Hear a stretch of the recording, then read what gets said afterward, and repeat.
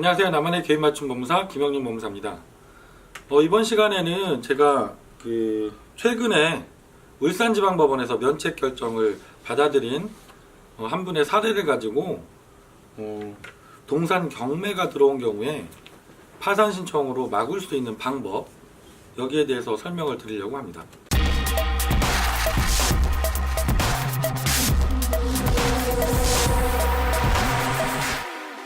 우선 이분의 기본적인 사항을 말씀드리면, 울산에서 거주하시고 계신 40대 여자분이셨고요.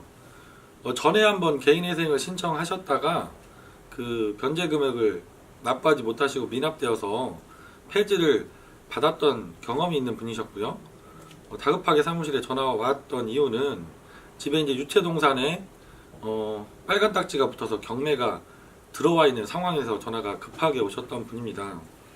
그래서 저희가 일단은 제가 상담을 해보니까 이분이 이미 개인회생을 신청하셨지만 폐지를 받으신 상황이었고, 개인회생 신청 당시와 다르게 몸이 좀 여기저기 아프시면서 직장 생활을 못하시고 무직인 상태셨습니다. 그래서 우선은 급한 것이 동산 경매를 막아드리는 거였기 때문에 급하게 우선 이제 인감 도장하고 신분증 사본 인감증명서를 받아서 부채증명원 의뢰부터 해서 발급을 시작하게 되고요. 그래서 최대한 짧은 시간에 준비를 해서 일단 경매를 막아야 되니까 파산 신청을 하면서 같이 중지명령 신청을 하게 됩니다. 그래서 다행히 이분도 짧은 시간 안에 중지명령을 받아서 경매가 더 이상 진행되는 것을 막아드리게 되었었고요. 여기서 제가 이런 전화들을 전국적으로 많이 받게 되는 게, 받다 보면 그 중에 많은 분들이 이런 얘기를 하세요. 다른 사무실에 알아봤더니 파산으로 진행하면 중지명령이란 제도가 없다, 파산에는. 그래서 파산으로 진행할 때는 동산 경매를 막을 수가 없다라고 얘기를 하시는 사무실이 지금도 상당히 많으신 것 같아요. 그런데 제가 여러 차례 말씀드리지만, 개인회생에만 중지명령 제도가 있는 게 아니라 파산 절차에서도 유채동산은 면제재산 신청을 하시고 중지명령을 받아서 이 경매 절차를 막아드리는 것이 당연히 가능하십니다. 그러니까 지금도 잘못된 상담을 받으시고 고민 중에 계신 분이라면 저에게 전화를 주시면 다 해결이 가능하십니다. 그리고 두 번째로 최근에 더 이제 많아지고 있는 사례인데, 이분 같은 경우처럼 개인회생을 내가 이미 신청을 해서 인가결정을 받고 진행 중에 변제금을 납부하지 못해서 연체가 되신 분들이 상당히 많고, 또 폐지까지 이미 받으시고 전화가 오시는 분들도 많습니다.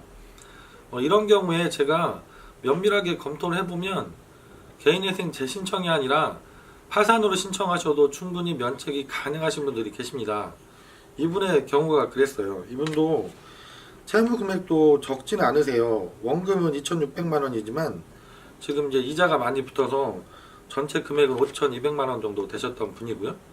실제로 지금 몸이 불편하신 데가 많아서 일하는 것이 어려운 상황이셨고, 물론 남편분이 경제활동을 하시면서 직장생활 하시면서 소득이 웬만큼 있으셨지만, 그 소득이 자녀들도 있으시니까 자녀들까지 포함한 생계비에 못 미치는 정도의 소득이셨던 거죠.